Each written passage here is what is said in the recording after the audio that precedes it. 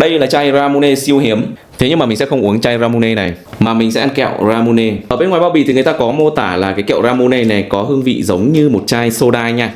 Mình cũng chưa được ăn bao giờ mọi người.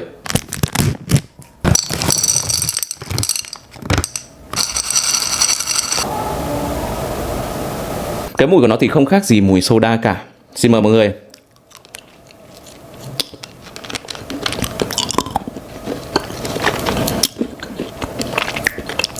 Kẹo thì có vị chua chua ngọt ngọt, thơm mùi trái cây, và đặc biệt là khi nhai nhá, nó tan luôn trong miệng và nó hơi sủi sủi như mình uống một ngụm soda. Rất là hay.